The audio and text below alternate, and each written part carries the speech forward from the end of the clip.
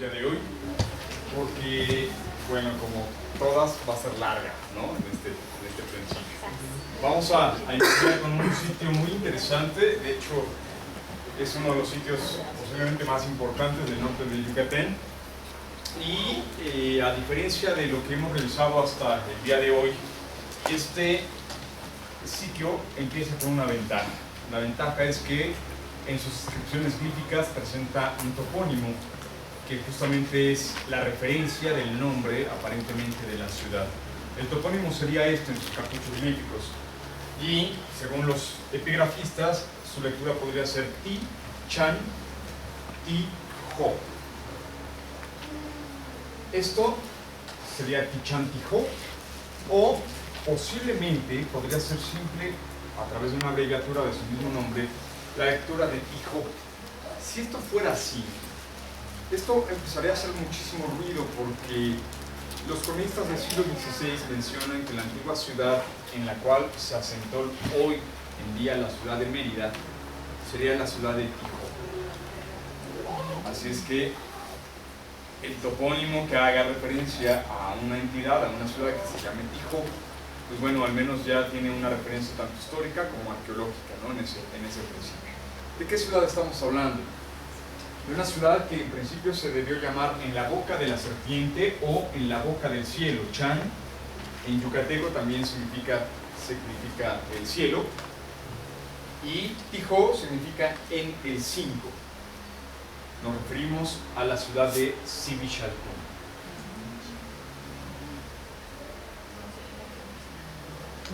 Nuestro mapa del área maya, con lo que sería la división regional y los sitios más importantes del clásico terminal y del posclásico. Vamos a ampliar la región de la sección de la península de Yucatán, de la sección norte, y aquí, justamente en el extremo occidental, tenemos la ubicación de la ciudad de Sivichaltún. La ciudad de To o Tijo es lo que actualmente es la ciudad de Mérida, y escasos 15, casi 20 kilómetros al norte de la ciudad de Mérida se encuentra hoy en día la ciudad de Sivichaltún. Sabemos que al menos la región circundante a Sivichaltún presenta una ocupación desde la época del preclásico medio, es decir, desde el año 800 a.C. sabemos ya existía una población permanente en esta zona. Una ciudad aledaña a lo que hoy en día se llama Sivichaltún, y recibirá el nombre arqueológico de Comchén. Y en Comchén los arqueólogos han encontrado evidencia de esta ocupación temprana con arquitectura ya monumental. Otro grupo arquitectónico posiblemente asociado con Comchén y de esta misma temporalidad es un sitio llamado El Mirador, que no tiene nada que ver con el mirador de la cuenca, del mirador de la zona del Petén, que revisamos en aquella primera sesión. Este es un sitio también preclásico, pero del norte de Yucatán, que estaría más cercano a lo que sería la ciudad de Sivichaltún. Sabemos que Sivichaltún tuvo un desarrollo desde el preclásico tardío, es decir, desde el año 200 a.C. Ya existe aparentemente un asentamiento permanente en esta región, en lo que hoy en día es la zona arqueológica de Sivichaltún. Es difícil hoy en día también amarrar históricamente a esa sociedad preclásica con la sociedad del periodo clásico que dio el desarrollo a la ciudad de Sivichaltún. Posiblemente ahí tendríamos un traslape, una sobreposición cultural entre poblaciones muy tempranas como las de Comchén con poblaciones un poco más tardías como Sivichaltún. Al momento del apogeo de Sivichaltún, que hablamos del año 600 al año 1000 después de Cristo, Sivichaltún creció tanto que de hecho conjuntos habitacionales del clásico tardío se asentaron encima de conjuntos del preclásico medio de Comchén, es decir, la mancha urbana de Sivichaltún aparentemente creció tanto que se extendió todavía hacia la zona de Comchén, porque están contiguos, están muy pegados. El caso es que Sivichaltún, a diferencia de otras ciudades del clásico tardío y terminal, no es totalmente abandonada, y sabemos que todavía existe una población permanente de gran importancia en la región, que al momento del siglo XVI, al momento de la conquista, se genera un asentamiento y una construcción muy temprana del catolicismo, del cristianismo, para la conversión de los habitantes de la región. Sabemos que To fue la gran capital y era una ciudad monumental que está cercana a Sivichaltún.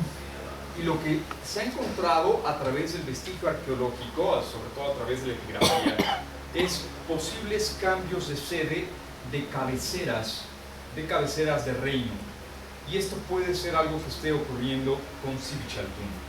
Si la lectura es correcta del topónimo que nos está diciendo Pichan Tijó o Tijó, posiblemente en el clásico tardío y clásico terminal, la cabecera del reino de Tijó se encontraba en Sivichaltún. Y justamente al final del clásico tardío, aproximadamente entre el año 1000 y 1100 después de Cristo, pudo haberse movido la cabecera, es decir, la sede del reino, a lo que después se convertirá en la ciudad de Mérida, a la ciudad de To. Puesto que To pareciera ser también una abreviatura de Tijó. Así es que, bueno, nos falta más información, más excavación para saber cómo se empezó a desarrollar esta historia ahí. Pero al menos Sivichaltún pareciera ser una de las ciudades más importantes y sobre todo de las más longevas en cuanto a ocupación humana, en cuanto a el área maya, ¿no? en este principio. Es una ciudad que tiene bases del preclásico y sobrevive todavía hasta el momento del contacto español, ¿no? Y ahí un poco de importancia. Nos falta mucha investigación, pero los arqueólogos han determinado que por la gran cantidad de artefactos de cerámica, de lítica, de concha, de hueso, etcétera, etcétera, muy posiblemente Sivichaltún jugó un papel muy importante en lo que sería el comercio. Sobre todo un comercio que estaría ligado tierra adentro hacia la zona del Pug y hacia la zona de la costa. Muy posiblemente Sivichaltún, localizado también a escasos 15 o 20 kilómetros de distancia de la costa, de lo que hoy en día sería Progreso, ¿no? Allí en Yucatán, seguramente también jugó un papel muy importante en esta serie de intercambios comerciales de productos que vinieran a larga distancia vía marítima y su distribución tierra adentro, así como también los productos que generados tierra adentro, como en la zona nuclear del Pug, a través de Sivichaltún llegaran a la costa y se distribuyeran, ¿no? De ahí posiblemente la importancia. Es contemporáneo, antes de cambiar la imagen, es contemporáneo con todas estas otras ciudades. Así es que también nos falta establecer cuáles fueron sus relaciones de carácter diplomático, político o de beligerancia, de conflicto con las otras series de entidades políticas que aparecen en este mapa. Es contemporáneo con un Cobay Yaxuná que acabamos de revisar y con todas las ciudades tanto del Pug como del río Bequichenes. Así es que fue una ciudad de gran importancia en este principio. Tan solo si hablamos de importancia, veamos el mapa. Este es el mapa de Sivichaltún. Sivichaltún, en un primer mapeo, se estimaba llegaba a los 19 kilómetros cuadrados de extensión, es decir, una ciudad del tamaño de Teotihuacán, para que se den una idea, ¿no? en ese principio. Hoy en día se ha acotado más esa mancha urbana y se ha determinado que Sivichaltún en realidad solamente tiene un promedio de entre 9 y 10 kilómetros cuadrados de extensión. ¿A qué se debe esa primera confusión? A justamente el empalme que existe entre Comchén preclásico y Sivichaltún. En un principio los arqueólogos en el europeo pensaron que se trataba de una sola entidad urbana. Se dieron cuenta que no, que son dos ciudades contiguas tan cercanas que se empalmaban. Hoy en día se estima que la extensión de Sivichaltún, de 9 kilómetros cuadrados de extensión, no es nada pequeño, ¿no? Sigue siendo una ciudad enorme para su momento, su época, su región, ¿no? Es una de las ciudades más grandes e importantes. Y aparece algo. Su emplazamiento es de carácter disperso, por supuesto, como lo hemos revisado en muchas de las ciudades mayas, como una Sivichaltún, aparece una ciudad como Sayil, por ejemplo, una ciudad como Cabá, en un patrón de asentamiento totalmente disperso, es decir, vemos grupos arquitectónicos no formando una distribución espacial organizada, no hay una planeación urbana, prácticamente dependiendo de la topografía, dependiendo del terreno, buscarán un principio de asentamiento. Eso es lo que estamos encontrando prácticamente como el principio urbano de toda el área maya, salvo sus excepciones. Y aquí ocurre una de esas excepciones. El núcleo urbano de Sivichaltún, al igual que el núcleo urbano de Sayil, si lo recuerdan, presenta un emplazamiento de carácter lineal, es decir, a través de un par de sapeó se generará un crecimiento lineal o en línea de los edificios más importantes que formarán el núcleo urbano de la ciudad. Para el caso de Sayil, ese eje era norte-sur. ¿Se recuerdan? La parte sur era la parte de acceso, juego de pelota, luego zonas posiblemente de intercambio comercial, zonas de mercado, tendríamos zonas residenciales y hasta el final, en el norte, el Gran Palacio. Aquí el eje es oriente-poniente. Tenemos aquí un SACB que con una distancia aproximada de 2 kilómetros termina en un conjunto arquitectónico que casi se espejea con este en cuanto a arquitectura, monumentalidad y sobre todo tipología arquitectónica. Al centro, donde convergen varios SACBOPs, se han encontrado por ahí un poco más de 10 SACBOPs dentro del núcleo urbano. La mayoría de los SACBOPs convergen a esta zona que conoceremos como la zona central, donde aparece la plaza central y la plaza sur de Sivichaltún. Y esto sería el núcleo urbano y el centro de la ciudad, con la extensión a través de SACBOPs hacia otros grupos arquitectónicos de gran importancia o envergadura.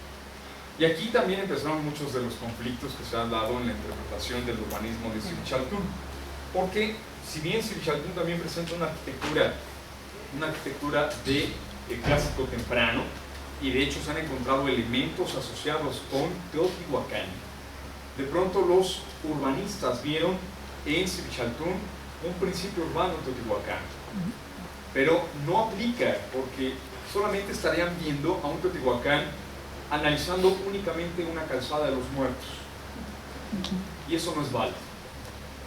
Teotihuacán es totalmente ortogonal. Hay cientos de calles o avenidas que son paralelas y perpendiculares a la calzada de los muertos y que forman una retícula perfectamente bien planeada y planificada. No se está dando eso en Sivichaltún. Y además la calzada de los muertos es un eje norte-sur y este es un eje totalmente oriente-poniente. Mas, sin embargo, bueno, no podemos negar que existe tanto cerámica como arquitectura de tipo Teotihuacán, que no vamos a ver para no meterle ruido, ¿no? Pero solamente quédense con que existe. Vamos a revisar algo de la arquitectura del núcleo urbano de Sivichaltún, empezando por este grupo arquitectónico, posiblemente el más famoso, el más conocido, el más referenciado, el que aparece en todas las postales y al que invitan a toda la gente a que vaya a cargarse de energía, que por favor no lo hagan, ¿no? Si algún día quieren cargarse de energía, aquí hay contactos, ¿no? Entonces, directo y una sobrecarga de energía, seguro. Vamos a ese grupo. Primero vamos a ampliar esta zona del centro. Esto es Plaza Central, Plaza Sur. Este es el grupo del central. Este es en realidad el centro de la ciudad. De aquí salen las calzadas, los SACBOPs, y una calzada de aproximadamente unos 400 metros de longitud nos lleva de la Plaza Central hacia el conjunto conocido como el grupo o el conjunto de las 7 muñecas. Este es el camino. Es un SACB de 20 metros de ancho. Nuevamente hablamos de una autopista de 6 carriles en promedio, ¿no? Esto, sin lugar a dudas, nos está hablando de la importancia de acceder al grupo o al conjunto de las 7 muñecas. Un trabajo, otra vez insisto en ello, un trabajo de infraestructura de este tamaño, de esta calidad, de estas dimensiones, solamente enfatiza la importancia del grupo arquitectónico al cual se dirige, la comunicación de los dos grupos arquitectónicos. Esta es una referencia muy importante. Sabemos que el SACB tuvo 3 etapas constructivas, es decir, no siempre fue de 20 metros de ancho. Fue primeramente angosto y en 2 ocasiones posteriores llegó a la extensión de los 20 metros, que es de aquí a acá. Como todos los SACBs son elevados, y el SACB está elevado más o menos 1 metro de altura con respecto al nivel del suelo, lo que significa también un volumen de material enorme para su edificación. ¿A dónde nos conduciría? Desde el grupo central, allá al fondo, en donde se localiza hoy en día una subestructura liberada, la estructura sub 1 o Templo de las 7 Muñecas, que en realidad fueron 2 etapas constructivas. El camino del SACB nos lleva hasta este punto, y este punto es muy interesante porque aquí termina el SACB y aquí empieza una plataforma del conjunto de las 7 muñecas. El edificio está todavía hacia el fondo, no sé, estará como 50 metros todavía hacia el fondo, a lo mejor un poco menos, pero la plataforma del conjunto arquitectónico está empezando justamente aquí. Es decir, aquí el SACB se hace más ancho para dar paso a una plataforma de desplante de todo el conjunto arquitectónico, en donde la llegada es a través de lo que podríamos hablar de una plaza, donde se localiza un pequeño altar de planta radial con una estela lisa, que es como que el primer punto de acceso previo a llegar hasta el conjunto arquitectónico, que se encontrará allá hasta el fondo. Aquí también los arqueólogos nos dan una información muy interesante. Esta plataforma se extendió hacia el SACB, es decir, en origen fue una plataforma más pequeña. Y la plataforma se extendió hacia la zona del SACB. Los arqueólogos han encontrado que el SACB se mete con sus guarniciones, con sus muros laterales de contención, hacia la plataforma, lo que significa que la misma plataforma se adosó, o más bien se encimó a lo que sería el SACB, ¿no? Como tal. Entonces ahí tendríamos dos secuencias constructivas diferentes. Acercándonos un poco, aquí lo tendríamos. Este SACB en realidad en origen llegaba un poco más hacia adentro, y esta plataforma es la que se amplía hacia el frente para dar paso a todo el conjunto arquitectónico, donde además empezarán a aparecer otros grupos arquitectónicos fuera de la plataforma, posiblemente en este carácter disperso de la ciudad, pero que con el uso del conjunto de las 7 muñecas seguramente ya se vieron invadidos o inmersos en lo que serían las actividades de este conjunto arquitectónico. Vamos a acercarnos un poco y al centro de la plataforma, aquí, la estructura 12 es una estructura de planta radial, presentaría 4 escalinatas en sus 4 lados, y sobre ella fue colocada una estela lisa.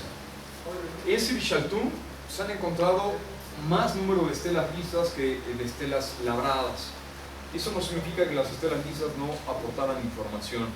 Hay muchos arqueólogos que consideran que las estelas lisas posiblemente llevaban un tipo de información a manera de pintura mural, es decir, que las estelas llevarían un abonado y posiblemente una pintura sobre la superficie de la estela, que se evitarían justamente la parte del labrado de la misma estela.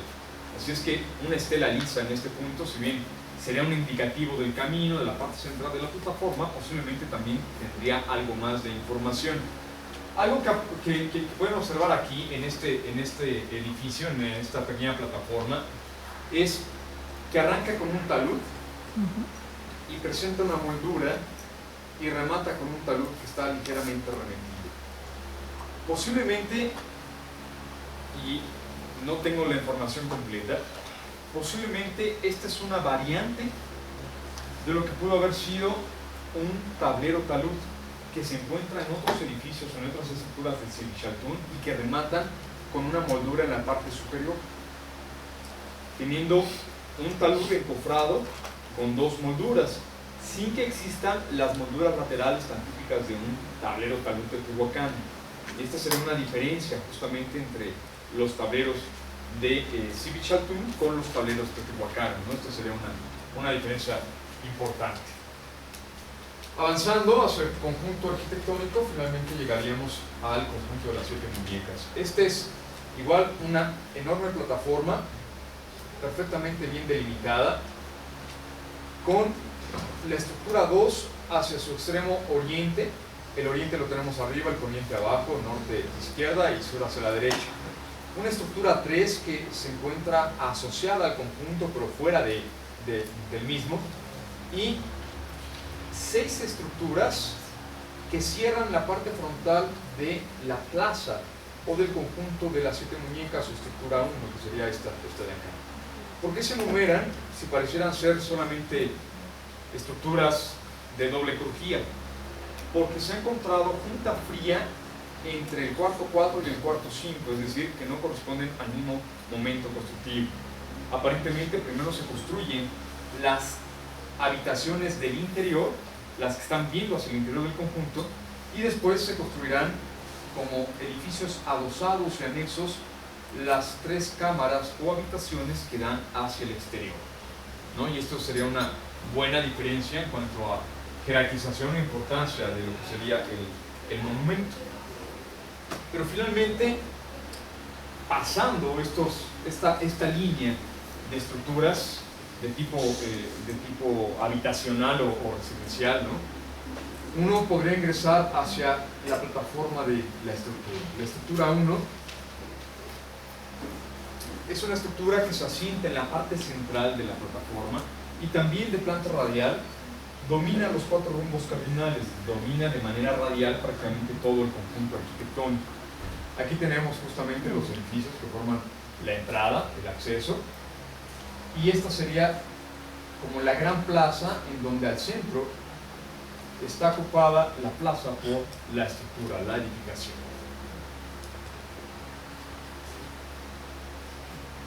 La línea punteada exterior de esta planta arquitectónica nos representa la superestructura.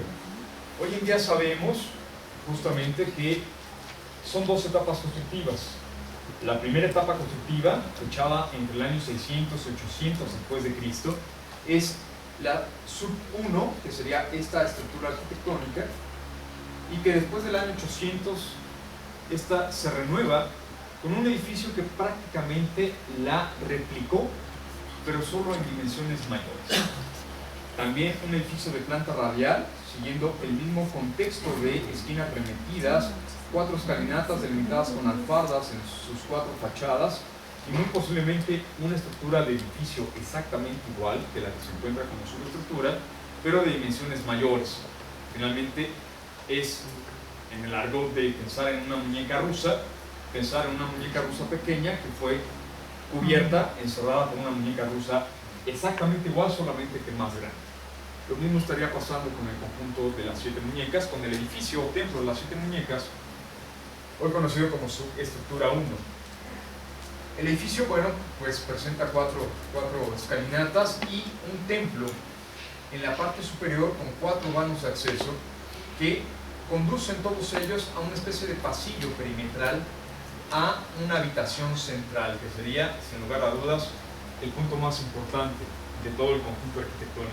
Finalmente, pensemos en un proceso de accesibilidad donde caminamos por el sanctuario, pasamos las estructuras frontales, llegamos a la plaza, y si tenemos la oportunidad de acceder hacia el interior del edificio, podríamos llegar a la terraza exterior, ingresar por cualquiera de los vanos y finalmente ingresar hacia la habitación central. Aquí en la planta hay un error porque la habitación central pareciera estar totalmente cerrada. En realidad tiene 2 vanos, uno hacia el oriente en este lado y uno hacia el poniente de este lado, ¿no?, que harían una gran diferencia en cuanto a la planta arquitectónica, ¿no? Es decir, es una habitación con doble vano que permite un cruce justamente por la parte interna del edificio. Pero vayamos a él. Estos son los restos, viendo esta esquina, son los restos que dejaron los arqueólogos hacia los años 50 de lo que fue la última etapa constructiva. ¿Qué es lo que ocurrió?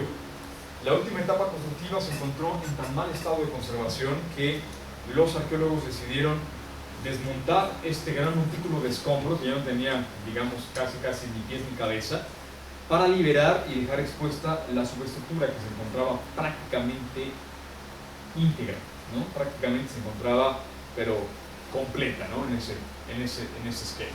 Estos son parte de los muros y la esquina de la superestructura, que sería esta esquina que vemos aquí punteada. Esta es la que se conserva todavía como un testigo de lo que fue esta última etapa constructiva. Si vemos al edificio de manera frontal, esta es el testigo de la última etapa constructiva, y esta es la esquina remetida de la subestructura, donde este mismo perfil lo podríamos encontrar perfectamente bien conservado debajo de este núcleo de la segunda etapa constructiva. Bueno, 4 fachadas, prácticamente todas iguales, con una excepción, claro está. Si hablamos de que el cuarto central solamente tiene 2 puertas de entrada, que están en el eje oriente-poniente, significa que las fachadas laterales, aunque presenten puertas, verían en la parte central solamente un macizo. ¿no? Un muro, porque ahí no hay puertas. Otra diferencia muy importante es la presencia de dos ventanas cuadrangulares a la altura media de los muros que flanquean tanto la fachada oriente como la fachada poniente, y que no existen en las otras dos fachadas. La norte y la sur carecen también de estas dos ventanas. Posiblemente ya, claro, hablaríamos de que aquí hay una intención muy específica por parte de los constructores de hacer una diferenciación entre las fachadas oriente y poniente, siguiendo este eje del mismo SACB, contra las fachadas norte y sur en este caso. Vayamos, antes de ingresar al edificio, vayamos por partes.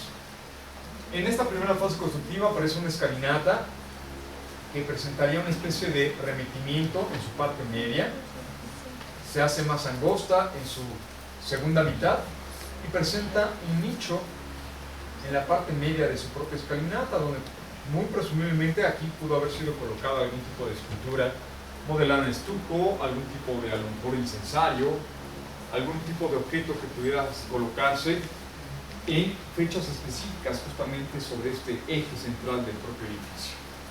La escalinata da paso hacia una esquina remetida. Las esquinas remetidas, como ya hemos platicado, pareciera ser una tradición proveniente de la zona del Petén. Y encontrar esta tradición en época tan tardía nos habla justamente de una continuidad en las tradiciones constructivas y arquitectónicas. Si hablamos de que esta estructura es del año 600-800, hablaríamos ya de un momento en donde la arquitectura misma del Petén está evolucionando, y de hecho las esquinas remetidas a lo mejor ya no son tan comunes. Esto sería un punto muy interesante. Entonces, retomar este elemento arquitectónico nos habla solamente de hacer uso de una antigua y exquisita tradición pan maya, es decir, aparece en toda el área maya. Aunque se dice esto es arquitectura del Petén, en realidad en el preclásico aparece en toda el área maya, ¿no? Y esto es un punto importante, interesante. Pero la diferencia sí se da en este detalle.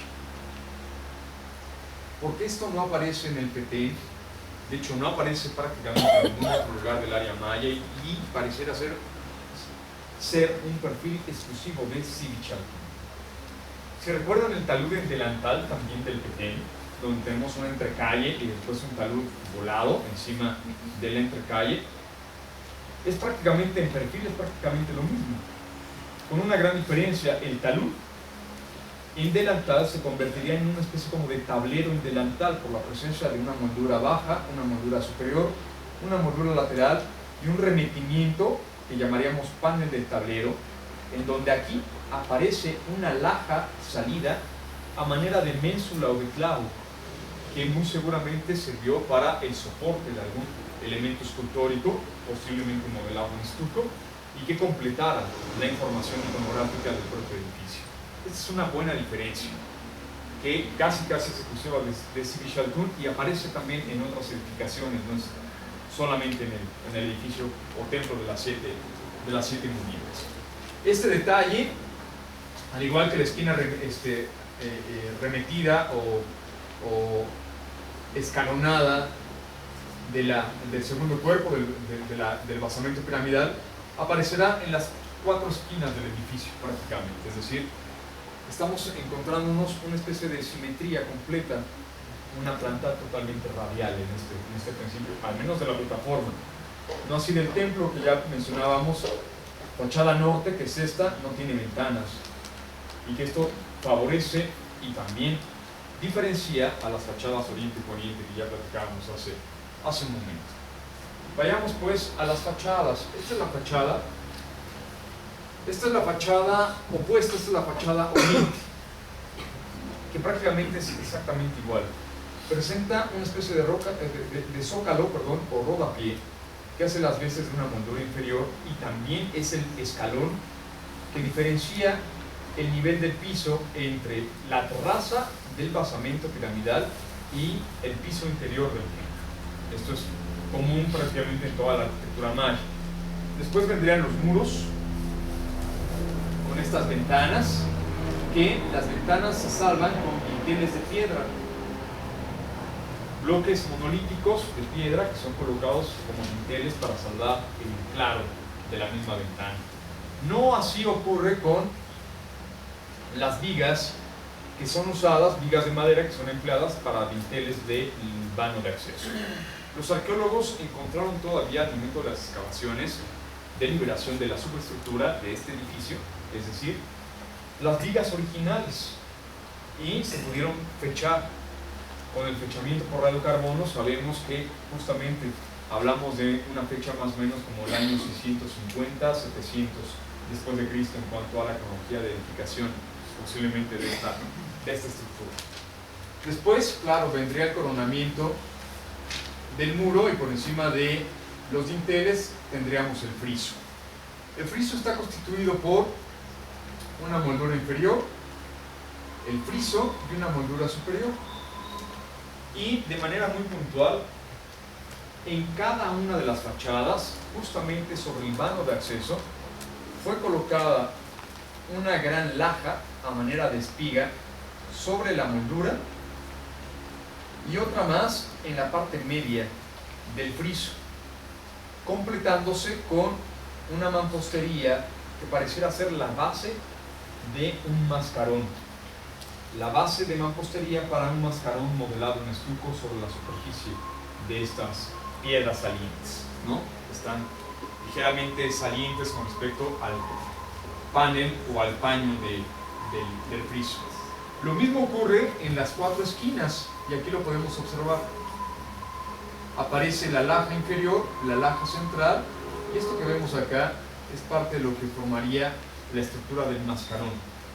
8 mascarones en total, 4 hacia las esquinas y 4 sobre el centro de cada una de las fachadas. En detalle, sobre la parte central tendríamos lo que parecieran ser cuencas oculares, una posiblemente nariz y una boca, todo en base en mampostería, donde aquí sobresale la laja. Esta laja podría representarnos posiblemente incluso el maxilar, ¿no? La mandíbula de una deidad con fauces abiertas posiblemente. Y claro, insisto, esto es la mampostería, nos faltaría el modelado en estuco para saber en realidad cómo fue la estructura final. En la esquina tendríamos este mismo principio. Pues, la posible mandíbula, la posible nariz, la cuenca ocular y la frente, posiblemente aquí con una especie de tocado que también debió estar modelado en estuco. Los mascarones de las esquinas, al igual que como lo hemos visto con los mascarones de Witz, Caguac o Chac, ¿no?, que forman las esquinas de los edificios, al verlo de frente nos forma justamente una imagen lateral. Al verlo por la esquina, 45 grados, las dos esquinas nos forman un frente, nos forman la totalidad o la vista frontal del propio mascarón. Y hay quienes proponen que posiblemente este tipo de mascarón es un antecedente muy temprano de los mascarones de las deidades narigudas del Puc. Yo tendría por ahí mis dudas, no lo sé, pero bueno, por temporalidad parecieran aparecer sí ligeramente más tempranos estos que los que aparecen en el Puc, que ya aparecen hasta el Puc medio y el Puc tardío. Hablamos del 750 después de Cristo, los del Puc. Entonces, bueno, dejemos a los arqueólogos que se sigan peleando con estas cronologías. Al final lo que tendríamos sería esto, un friso con un mascarón en la parte central, moldura media y superior, y en las esquinas otros dos mascarones, conformando toda la parte central. Los arqueólogos en los años 50 se encontraron los restos de modelados en estuco que sabemos formaban el cuerpo de una serpiente que se iba entrelazando. Es decir, en realidad se trataban de dos serpientes que se iban entrelazando y todo pareciera indicarnos que la serpiente vendría por aquí, en la superficie del friso, pasaría por detrás del mascarón y continuaría para acá. Y otro cuerpo empezaría de arriba, siguiendo hacia abajo, una ondulación, para terminar igual hacia el extremo opuesto. Y aquí vendría algo interesante. Si estos cuerpos ondulantes en realidad serían cuerpos de una serpiente, a lo mejor tendríamos que pensar que esta mampostería servía para el modelado de cabezas de serpiente que se integraran con esos cuerpos modelados, ya que los cuerpos aparecen solos sin ninguna cabeza como remate. Posiblemente no hablaríamos de un track, hablaríamos de en realidad serpientes ondulantes con fauces abiertas terminando en las esquinas del edificio, ¿no? Pero bueno, eso habría que estudiar un poquito más. Y vamos ahora sí hacia la parte interior del edificio. Siempre cuando aparezca la imagen, bueno, vamos a la planta y mencionábamos 4 vanos de acceso. Los 4 nos conducen a un pasillo que de manera perimetral rodea a una cámara o habitación central. Este es el pasillo. Este es el pasillo del norte. Tenemos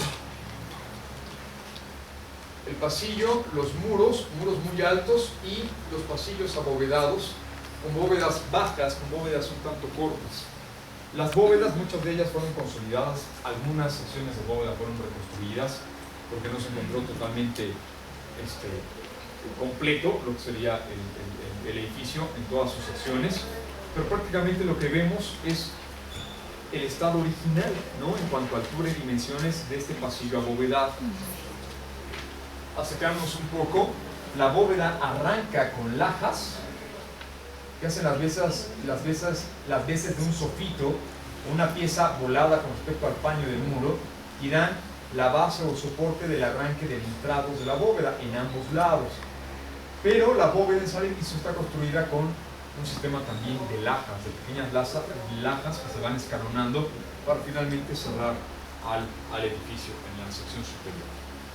Lo más interesante es algo que ya habíamos visto, por ejemplo, en otras arquitecturas como la de Palenque o la de Copán, que es que la bóveda llega en su eje de la habitación, llega a la intersección de la otra habitación que es perpendicular, y aquí no se emplea ningún tipo de dintel para cerrar la bóveda y tener 2 bóvedas así, sino que la bóveda en realidad se intersecta en estereotomía formando una cruceta entre 2 bóvedas perpendiculares. Es decir, tenemos un pasillo y la bóveda gira 90 grados para seguir por el otro pasillo. Esta tecnología de darle la vuelta a la bóveda solamente se logra en algunos pocos ejemplos. Ya habíamos visto el Palacio en Palenque, habíamos revisado el edificio 22 en Copán, y ahora lo estamos encontrando en la subestructura 1 o el Templo de las 7 Muñecas en Sevilla. Fuera de estos lugares, otro más que veremos más adelante es Chichén Itzá, y nada más. No era algo tan sencillo, constructivamente hablando, justamente llegar a una esquina y formar esta esquina, este vértice en voladizo, para finalmente darle la vuelta a la estructura. ¿Por qué? Porque este vértice, el que forma la esquina, tiende a tener un mayor volado, una mayor pendiente en sus entradas para poder hacer la intersección, y generaría una sección inestable, una esquina inestable, constructivamente hablando. Por eso no es tan sencillo. Es decir, se necesita ya de una muy alta tecnología constructiva y, claro, buenos materiales de edificación. Las lajas lo permiten hacer, y una buena argamasa, un buen mortero de cal, por supuesto, es lo que permitió que los de Sivichaltún también hicieran este tipo de cambios en la arquitectura. ¿Cuál edificio es el de Chichén Itzá? El castillo. En el castillo, lo vamos a ver. Ahí en el castillo. Lo vemos cuando veamos el castillo. Lo que permite resolver entonces son lajas, o sea, largas o como que en específico. Para este caso, para el caso Palenque y para el caso Sivichaltún, sí. No para el caso Chichén. En el caso Chichén usan piedras de bota, con forma de bota. Y esa es otra de las altas tecnologías constructivas de bóvedas que permite lograr eso, ¿no?, en su caso. Pero aquí sí, el acierto son las lajas, ¿no? Y bueno, otro sitio que también hace lo mismo es Toniná, en su Acrópolis, en el edificio del inframundo de la Acrópolis. Ahí también se logra hacer esto mismo, una intersección en forma de T entre Turquías. Y bueno, el laberinto de Sivichaltún también lo tiene, perdón. Hay más ejemplos. Bueno, en el Sumacinta, en Sivichaltún y en Chichén, ¿no? En esas regiones. Bueno, esto, claro, tendríamos que imaginarlo estucado, por supuesto, como acabado final. Y estos morillos, que son nuevos, nos ejemplifican muy bien la serie de morillos que fueron colocados en el proceso constructivo de la bóveda en Salerizo. Todavía no lo tenemos bien definido, todos pensamos que podría tratarse de algún tipo de cimbra o de andamiaje. Cualquiera de los dos casos sería algo que queda ahogado al momento de la construcción de la bóveda en Salerizo, y los morillos, ahogados ya en el entrado de la bóveda, se quedan permanentes. Y ya habíamos platicado, por ejemplo, en la cerámica aparecen las representaciones de interiores con cortinas al interior de las habitaciones, y posiblemente las cortinas se colgarían encima de estos morillos cuando hablamos de templos o de zonas de palacios, ¿no? Es decir, tendrían una función, tendrían un uso para generar una especie posiblemente de plafones de tela en ese principio. Y este es el cuarto central. Platicábamos hace un momento, lo veíamos en la imagen. El cuarto central del edificio presenta también solo dos vanos de acceso, por la parte oriente y por la parte poniente. No hay acceso por el norte y por el sur. Es decir, enfatizan justamente este eje oriente-poniente para poder acceder a él. El acceso en primera es obligado a través de 4 escalones que hacen una clara diferenciación en los niveles de piso al momento de acceder a la habitación central. Una vez dentro de la habitación central, uno se encuentra con esto: muros mucho más altos que a manera de torre sobresalen, como lo veíamos en fachadas, sobresalen el nivel de azotea del pasillo circundante. Y en esta parte central, esta torre pareciera abovedarse en un sistema de 4 entrados inclinados con lajas, y aquí aparece, viendo hacia la parte del sur, una ventana, y aquí el sistema de cubierta. Sabemos que este sistema de cubierta se inspiró en la torre del Palacio de Palenque, y tanto la torre del Palacio de Palenque como este edificio no dieron evidencia de cómo fue en realidad el cerramiento de este último nivel de estos edificios altos, por lo cual no hablamos de que esto sea una estructura totalmente original. Es algo bien interesante. Hoy en día la vemos así, y los arqueólogos trataron de reproducir en lo que tenía como evidencia, que era el arranque de la misma torre con muros en talud, y le reconstruyeron una moldura, un friso y una moldura superior, siguiendo este mismo principio arquitectónico, ¿no? De si hablamos de un muro, habrá la presencia de una moldura media, un friso y una moldura superior. Pero esto, prácticamente de aquí hacia arriba, fue totalmente reconstruido. Es totalmente nuevo, incluyendo la ventana que ve al sur. Así es que si por ahí leen que no, que esto es parte de una medición específica de los mayas para comunicarse con el planeta Plutón, por supuesto no lo crean. Las fotos de los años, esta es del 48, si no mal recuerdo, o del 50, de la National Geographic, justamente al momento de la excavación arqueológica, cuando se está liberando, ni siquiera está liberado el basamento, se está liberando el templo. No hay torre, no hay torre.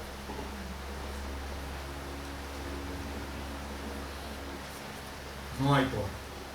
Entonces, la torre es, bueno, un Willis Andrews 5 tardío, es el nombre del arqueólogo. Así como la torre del palacio es un Rus tardío, igual este es un Andrews V tardío. Finalmente, en cuanto a su conformación arquitectónica, sí pareciera establecerse de manera importante esta orientación oriente-poniente, este recurso de alineamiento oriente-poniente.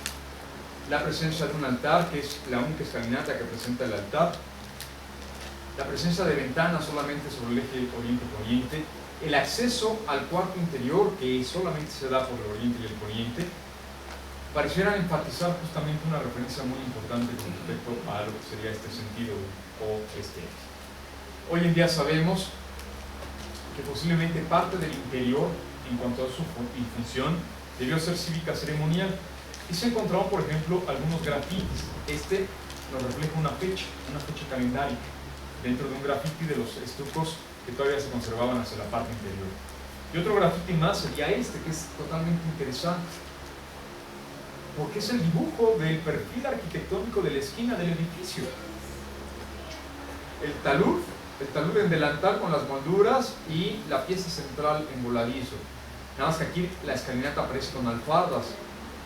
A lo mejor le falló al arqueólogo y no tuvo una buena lectura, ¿no? Si el dibujo, el grafiti original dentro del edificio lo dibuja con alfarda, bueno, ¿por qué no aparecen las alfardas hacia la parte exterior? ¿Quién sabe? No lo sabemos. El segundo cuerpo, observen, muy interesante, presenta un talud con moldura lateral y superior, la escalera, y finalmente aquí debería venir el templo que ahora vemos acá en la parte alta.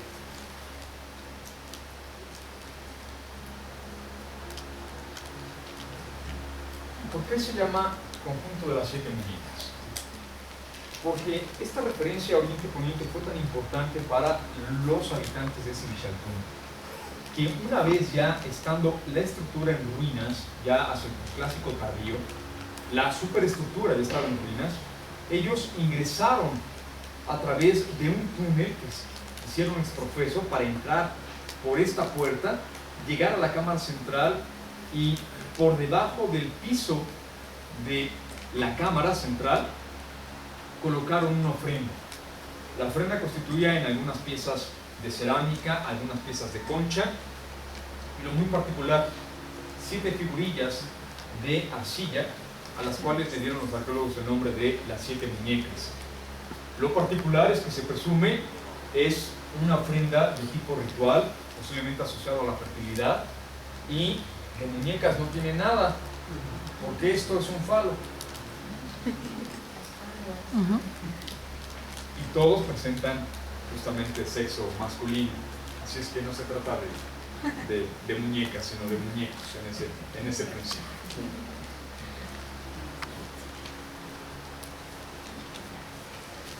No sé qué pasó, pero imagínense, me regreso hasta esta otra imagen. No sé qué pasó, ahí debería de venir la famosísima imagen del equinoccio, donde sale el sol exactamente sobre el vano central de la puerta, y que hoy en día se ha podido corroborar que es un alineamiento totalmente intencional. Si hoy en día se van, como la mayoría de los turistas, a pararse un 21 de marzo frente a la estructura, de hecho van a ver que el sol sale, pero no exactamente al centro. Hay que llegar 4 o 5 días antes de lo que hoy en día es nuestro equinoccio para ver exactamente el alineamiento. Esto es algo que está ocurriendo en todas las estructuras de Mesoamérica que estaban alineadas con respecto al oriente equinoccial, porque aparentemente, y esta es una hipótesis, nuestros años bisiestos han corrido justamente el equinoccio en una diferencia de 4 o 5 días de las fechas en que estos monumentos fueron construidos. Por lo tanto, ya no coincide exactamente, pero más o menos coincide. Insisto, si tratan de irse a cargar de energía, mejor cárguense de energía por otro lado. Pero, si lo que quieren ver es justamente un fenómeno astronómico y matemático de alineación arquitectónica, lleguen un día 16 de marzo y van a poder ver el fenómeno perfectamente bien. Y además sin gente, que será algo. Bueno, como se está grabando y se está subiendo, ya toda la gente va a llegar.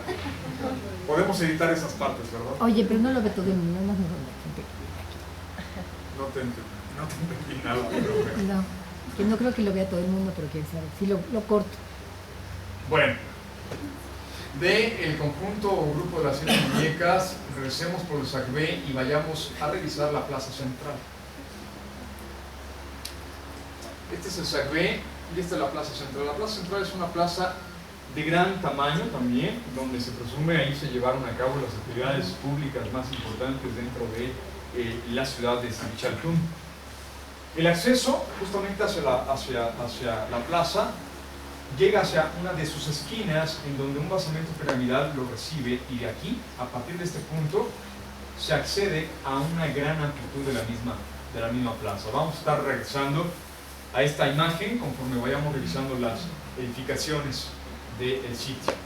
Ahorita vamos a empezar a revisar las estructuras 47, 48 y 49, que son, previo a acceder a la plaza central, una serie de plataformas alineadas perpendiculares a SAC-B. Aquí viene el SAC-B, y de manera perpendicular aparecen estas tres estructuras alineadas, con la presencia también de estelas lisas. En cuanto a su tectónica, estas estelas muy bien podrían haber estado en la zona central del Petén, ¿no? Es una estela que podría estar en Tikal, ¿no? Por su forma, y que aparece en Sibichaltún. Aquí algo muy interesante, nuevamente insisto, aunque no tengamos una fecha para estas estructuras, estas estelas que son lisas, si hablamos de una serie de convergencias de tradiciones en muchos aspectos que aparecerán en Sibichaltún, tanto tempranos como tardíos. Esto es algo que se está ocurriendo como un centro muy importante en la ciudad. Dejemos este conjunto, y de este conjunto, esta es la estructura 47, este es el SAC-B, y vayamos a este basamento piramidal que es la estructura 36. La estructura 36 es un basamento piramidal bajo, en realidad en Sibichaltún no hay estructuras muy altas. La más alta, de hecho, no se ha liberado. No me acuerdo la nomenclatura, es 49 por ahí, estructura 49, y se encuentra hacia la parte poniente de la plaza sur. Es una estructura que no se ha liberado. Los otros basamentos piramidales son en realidad basamentos piramidales bajos. Este edificio, de manera muy particular, presenta una escalinata central que nos conduce hasta la plataforma de desplante de un templo, en donde se presume nunca existió un templo de materiales pétreos, sino más bien de materiales perecederos. Posiblemente imagínense este basamento piramidal coronado con una especie de casa maya en la superficie. La particularidad es la presencia de escaleras laterales, aquí están,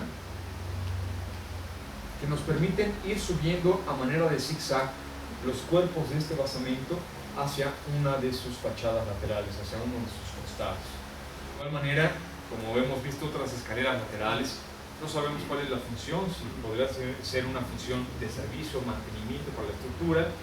Si fueran escaleras constructivas, es decir, para subir y bajar material de construcción y que al final se quedaran así, no lo sabemos.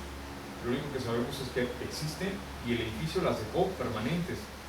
No hicieron nada por recubrirlas y continuar los cuerpos del basamento para tapar o tapiar las escalinatas, ¿no? En ese principio.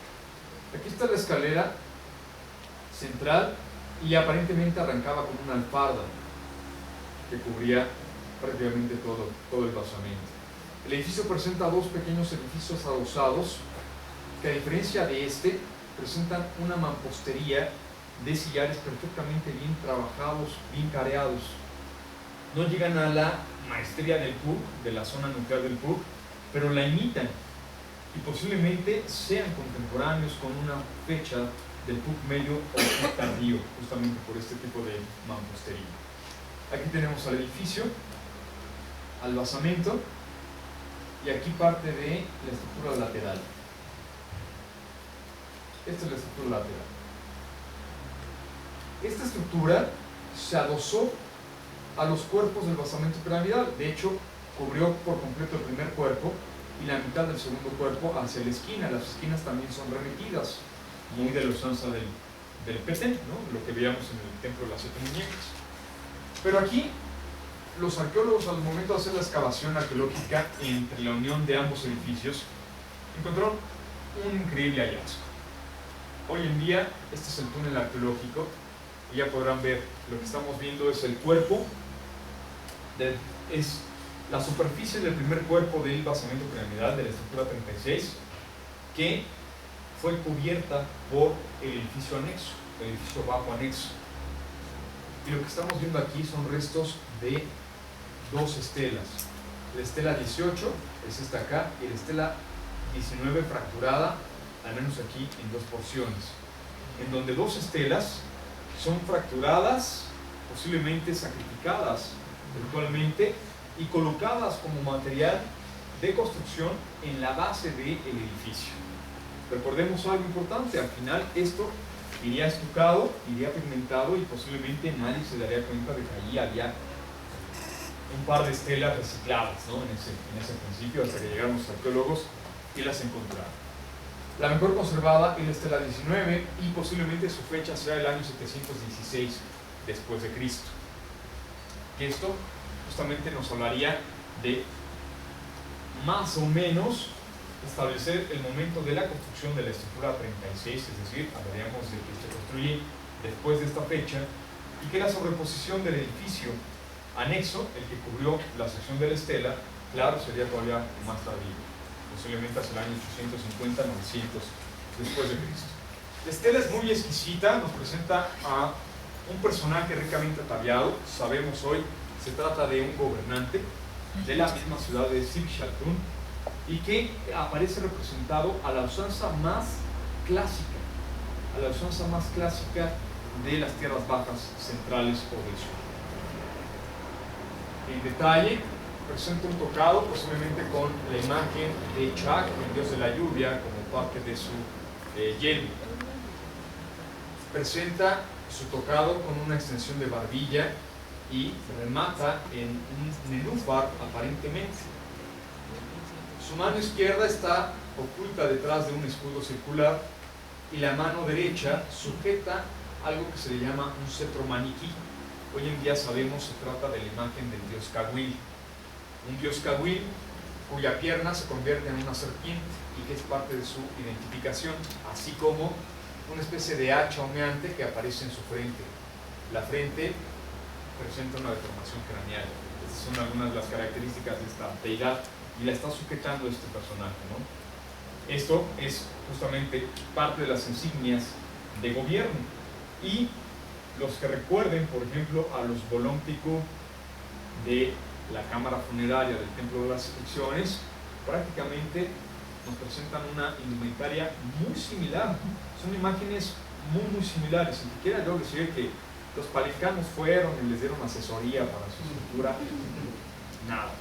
Simple y sencillamente comparten una misma tradición cultural. Nuevamente insisto en ello. Sib-Shaltun comparte muchas tradiciones culturales, como épocas más tempranas asociadas con las tierras bajas centrales y épocas más tardías con una arquitectura de mampostería de tipo Puc, por ejemplo, ¿no? Como el edificio adosado, el que cubrió a esta estela, por ejemplo. Otro detalle de la misma estela, el texto glífico que aparece al frente del personaje, y este es el título de Ahau, perdón, este es el título de Cucul, de divino. Luego viene el topónimo de Tichan, Tijo, y al final, en la parte baja, se alcanza a observar un signo de Ahau. Es decir, hablamos de un glifo emblema completo, como los que se encuentran en las tierras bajas centrales. Y son de los pocos sitios del norte de Yucatán que tienen o conservan un glifo emblema completo, ¿no? Como tal. Dejemos la estructura 36 y revisemos ahora esta. Del lado opuesto a la estructura 36, del lado opuesto de la plaza, hacia la parte sur, delimitándola hacia la parte del sur, aparece una estructura longitudinal de enorme dimensión, conocida como la estructura 44.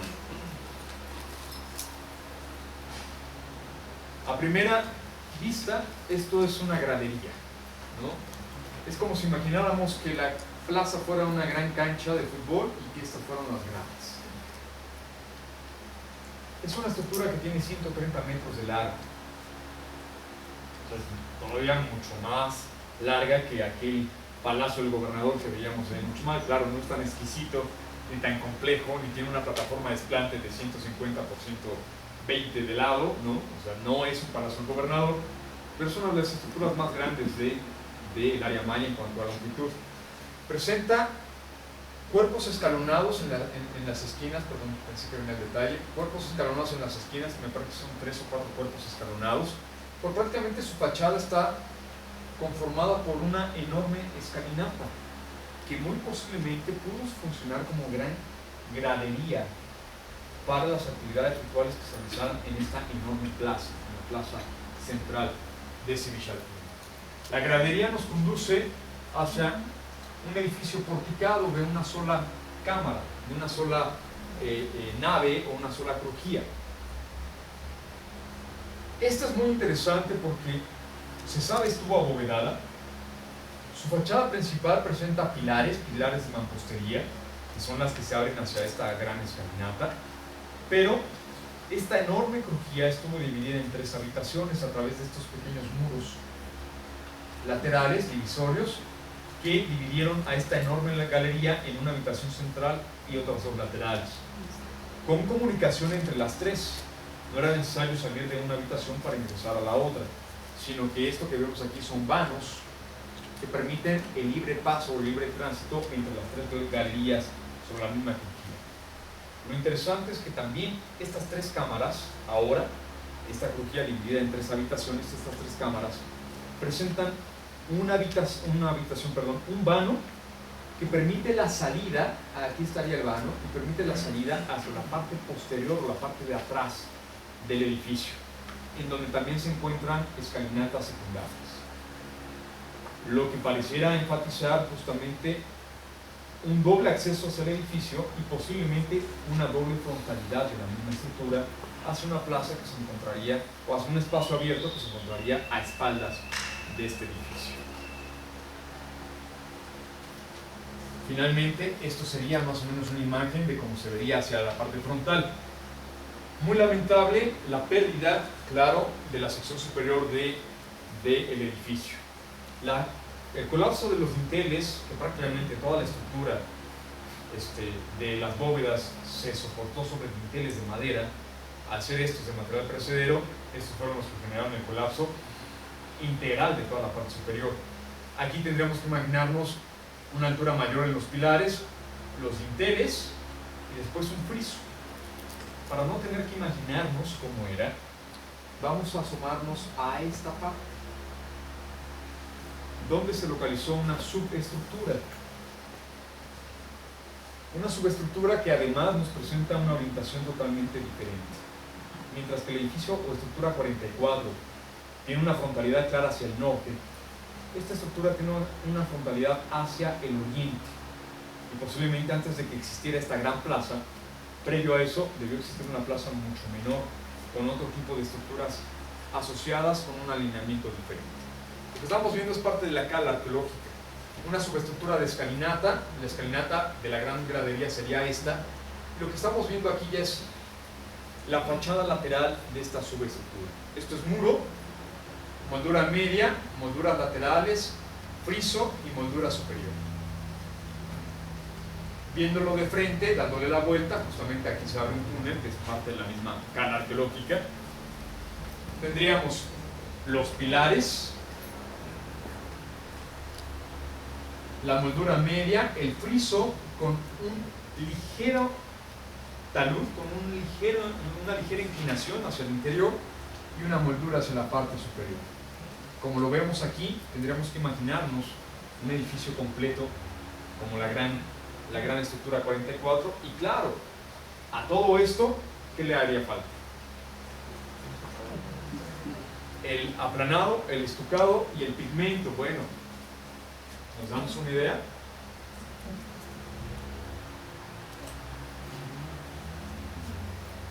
Restos de aplanado y al menos los pilares de la subestructura parecieran ser completamente rotos. Imagínense un edificio de 130 metros de largo, ¿no? Totalmente porticado y colorido en rojo, al menos en sus pilares, porque yo podría apostar que el friso debió ser exquisito en un modelado en estuco, ¿no? Yo apostaría por eso, ¿no? Pero bueno, quién sabe. Si alguien alguna vez consigue una máquina del tiempo, por favor, llévenme, ¿no? Invítenme a viajar a este pasado. Estructura 44, y ahora vamos a ver esta de aquí. La estructura 46, que es el acceso en la convergencia entre las dos plazas, Plaza Norte, o Plaza Central, y lo que se conoce hoy en día como la Plaza Sur. Veamos a la estructura 46. Aquí estaría Plaza Central, Plaza Sur, y esta es la estructura 46 en la planta, ¿sí? Vamos a ella. Un basamento piramidal que de menos tiene 3 etapas constructivas. Podemos ver hacia esta esquina, que sería la esquina noreste de la edificación, al menos lo que nos presentan los arqueólogos como una última etapa constructiva, que sería este muro, y después este otro como parte de una misma subestructura. Sabemos que al menos en estas 2 etapas constructivas el edificio tuvo 2 cuerpos escalonados y muy posiblemente una plataforma de desplante de una estructura mayor de tipo templo como remate en la parte alta. Esto no se ha excavado, por eso lo vemos así. Vemos todavía con vegetación. Es la parte no excavada, la parte excavada y consolidada, y solamente la parte de abajo. Pero su fachada principal es la que ve hacia la Plaza Sur, es decir, la fachada poniente. Y es lo que estamos viendo ahora. Otra vez una larga escalinata que cubre casi la totalidad de la fachada del edificio, la fachada principal hacia el poniente, hacia la Plaza Sur. Y esta esquina es la esquina opuesta, es la esquina noroeste. Me regreso a la imagen. La esquina que estamos viendo ahora es la de allá. ¿De acuerdo? El detalle de la esquina con los muros de la última etapa constructiva, y lo que estamos viendo, claro está, aquí es una subestructura. Y nuevamente estamos viendo este principio arquitectónico de la sub 1 o el templo de las 7 muñecas. Esquina remetida, este gran talud de contención hace un remetimiento en la esquina, y aquí nos presenta 2 cuerpos. Una entrecalle remetida, una serie de lajas que soportan al talud en voladizo, y el talud, como variante de un posible talud en delantal, presentaría moldura inferior, moldura lateral, moldura superior, y estas espigas que cubren nichos y que al menos parecieran decirnos que tanto el tablero como el nicho, así como esta espiga, debieron de tener un exquisito acabado final. Tenemos solamente el alma otra vez de mampostería sin que se presente este acabado final. Por pura asociación, por pura cruce de tipologías, se presume que esta subestructura también dataría hacia el año 600, 700 después de Cristo, contemporánea con la estructura de las 7 muñecas, con las sub 1, y que las otras estructuras, ¿no?, la sobreposición correspondería a esta renovación arquitectónica.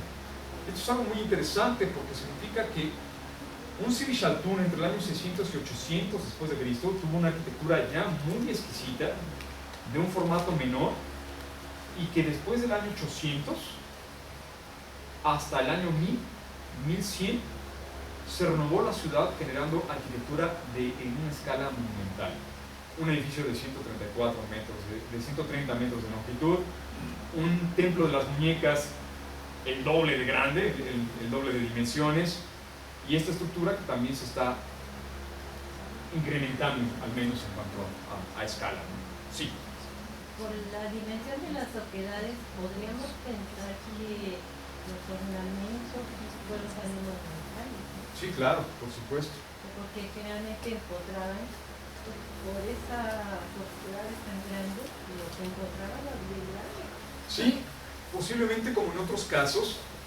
Por ejemplo, en otras ciudades del área maya, por ejemplo Yaxchilán, la estructura o edificio 6 de Yaxchilán presenta nichos muy similares como estos, y lo que había dentro del nicho era el rostro del dios del sol al interior. Entonces, podrían no ser elementos totalmente externos, sino justamente aprovechando la forma del nicho como cavidad, y que la imagen estuviera protegida al interior del nicho, ¿no? Pero quién sabe, ¿no? Sí. Las lajas que tiene bueno, desde ahí en esa no abajo, las lajas de estas. Sí, esas tienen una configuración similar al Iztapaltete de Teotihuacán. Sí, excepto porque no están voladas, como el Ixtapaltete, que el Ixtapaltete tiene una nariz para el soporte del entortado y el estucado. Estas no, estas están a ras del arranque del muro. Pero el principio tectónico o constructivo es exactamente el mismo. Es el Ixtapaltete que le da el soporte para la superficie volada con respecto al pavimento inferior. Pero la gran diferencia es esa, ¿no? Que este no tiene una nariz, ¿no? En donde se apoye el mortero que se aplicaba como aplanado, ¿no? ¿Qué tipo de madera hay en esta región? ¿Qué era la que utilizaban ellos? Excelente pregunta, no lo sé a ciencia cierta. Hoy en día, que me imagino que habría mucha relación con aquellas maderas, el jabín es una de las maderas más duras de la región que hoy todavía en día se emplean para la edificación, por ejemplo. Pero podría ser que se encontraran también ramón y zapote, ¿no? Todavía.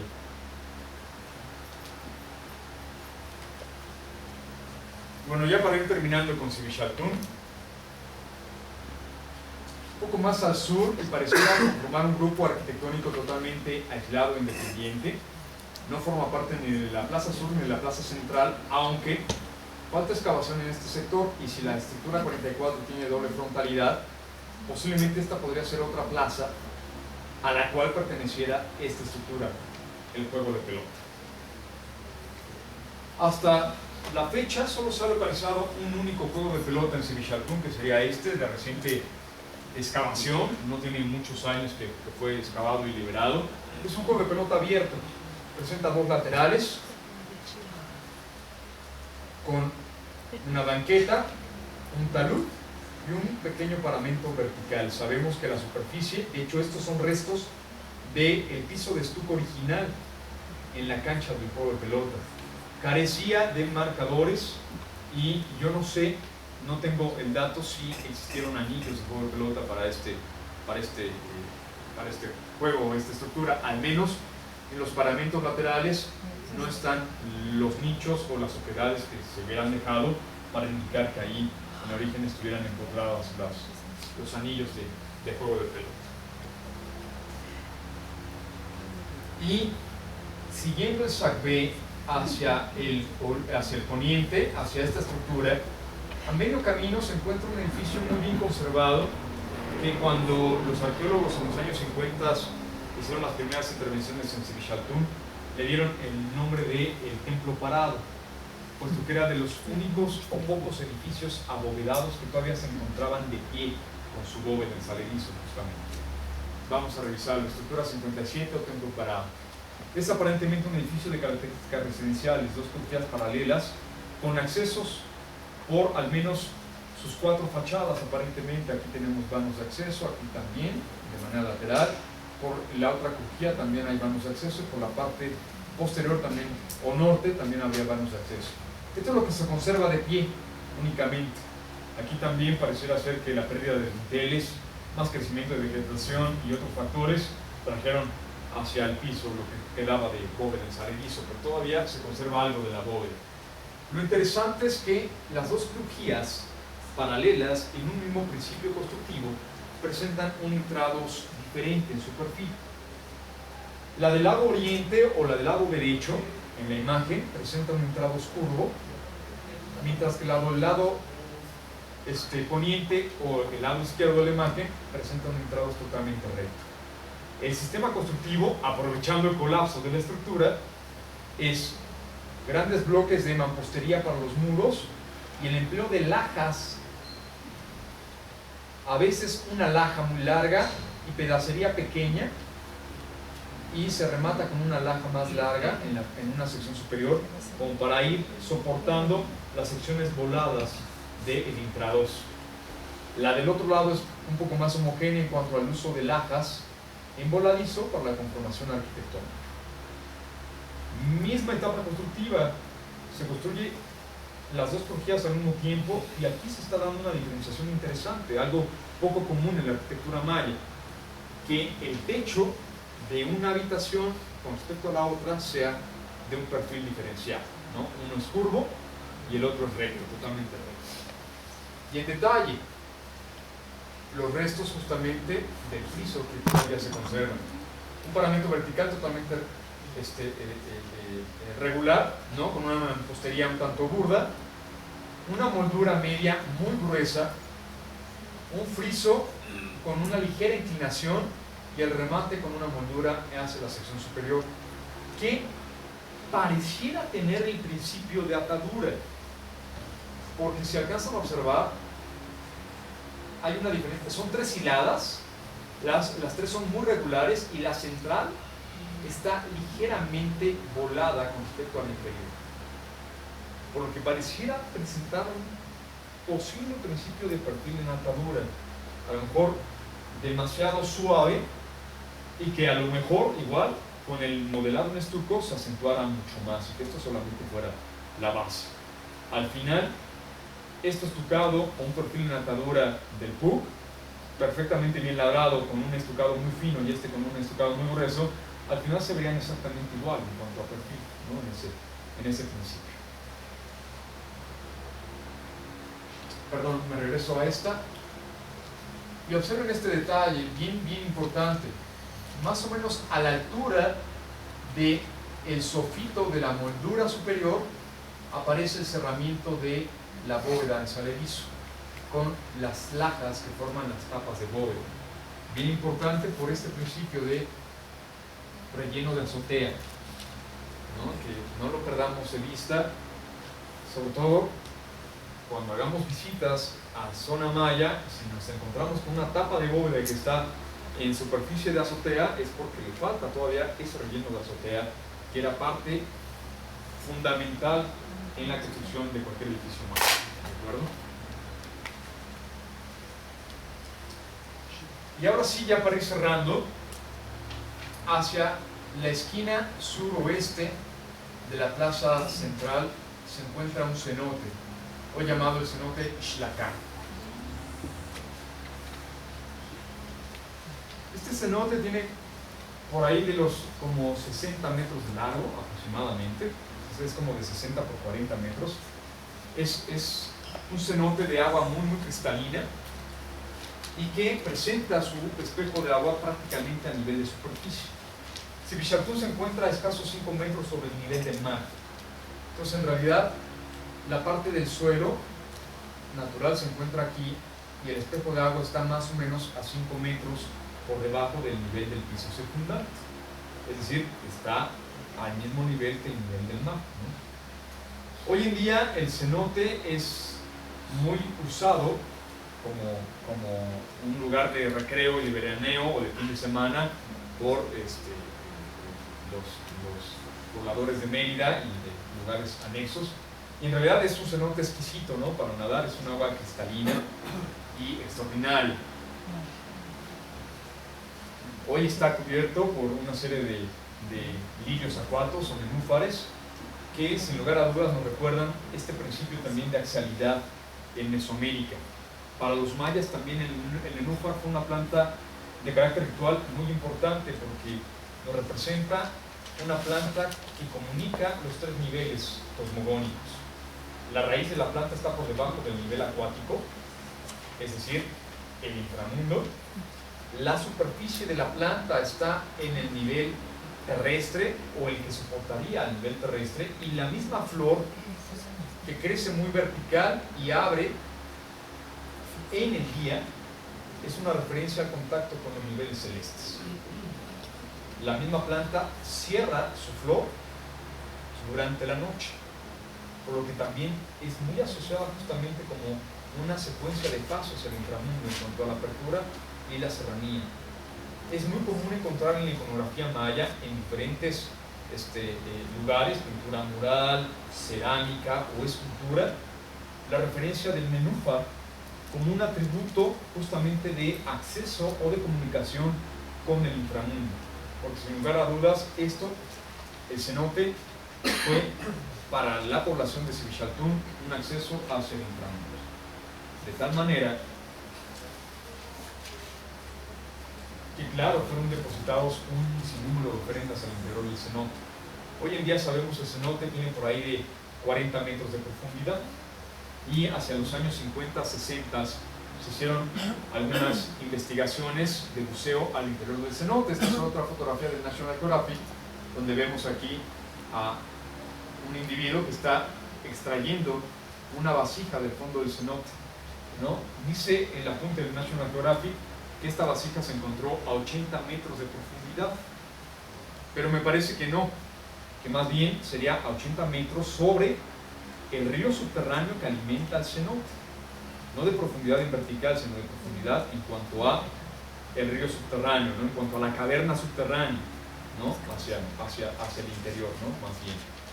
Y esto es algo muy interesante porque sabemos que el cenote es un cenote que todavía tiene un cauce de río subterráneo que lo alimenta y que permite que justamente sea su agua cristalina y que no sea un cenote contaminado como muchos otros cenotes que aparecen en la península de Yucatán hoy en día, o que estén asolvados, ¿no? Como el cenote sagrado de los sacrificios.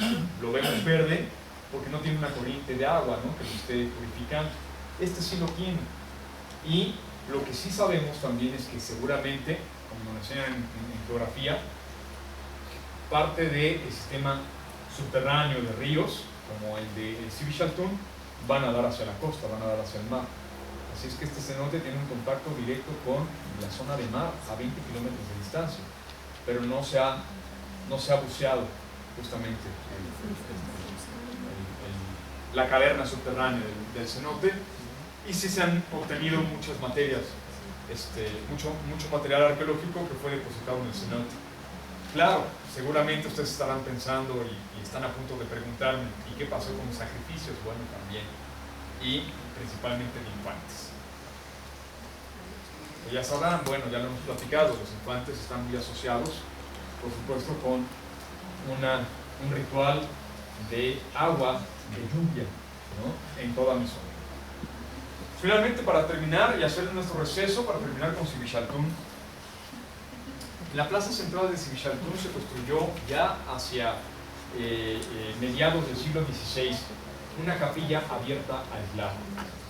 El doctor Juan Benito Artigas es uno de los más importantes investigadores de la arquitectura del siglo XVI, y él define justamente la presencia de capillas abiertas aisladas como el principio de evangelización a falta de la construcción de un convento, de tener los recursos de construir un convento, o incluso previa a la construcción de un convento. En Sibi Chaltún pareciera ser que hacia el siglo XVI, aunque ya no existía una ciudad totalmente esplendorosa y dominante como lo fue en siglos pasados, hacia estas fechas todavía existía una población permanente en el sitio, que los frailes mendicantes vieron la necesidad de construir una capilla abierta. La capilla representa justamente la sección del altar, y la nave de la iglesia es toda la plaza, que en principio sería una nave a cielo abierto. Es muy común encontrar, sobre todo en el centro de México, la colocación al eje del altar de una cruz atrial, que hoy en día sabemos es un indicativo de cuál es la distancia máxima de audición al momento de la evangelización, al momento de hacer la misa. Pasando la cruz atrial ya no escuchas. Así es que la cruz atrial fue un elemento limitante justamente de esta sonoridad dentro del conjunto de capilla abierta. Esta capilla abierta, de manera particular, presenta tres cosas interesantes. Primero, un edificio anexo que sabemos es una sacristía, que es poco común en las capillas abiertas. Significa que ahí es donde el padre se embestía previo a la misa. Segundo, la construcción de un arco de medio punto que, cubriendo la zona del altar, hablaríamos de una bóveda de cañón corrido, aunque sea muy corto, es una bóveda de cañón corrido. Y lo tercero y más interesante es que, claro, se construyó con piedras del mismo sitio, es decir, está construido con piedra reciclada de una estructura prehispánica. y que los constructores fueron los mismos constructores mayas con esta tradición constructiva maya, y que solamente los frailes mendicantes del siglo XVI les dieron los parámetros de cómo se debía construir. Pero para ese entonces no tuvieron a un constructor occidental que les dijera exactamente cómo se tenía que hacer la técnica constructiva.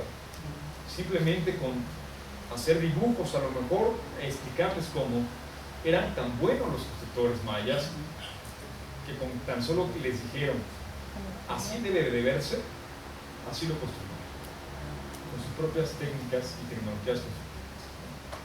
Preguntas, dudas.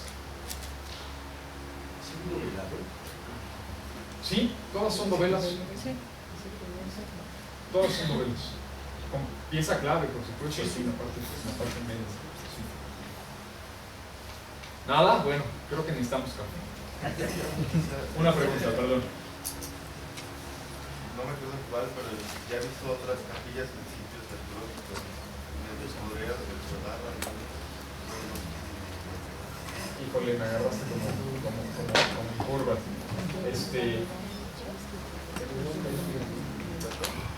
No, en Yucatán no. No, en México, ¿no? ¿O allá en Yucatán? Ah, no. No sé. Sí, es así. Tarea, exactamente.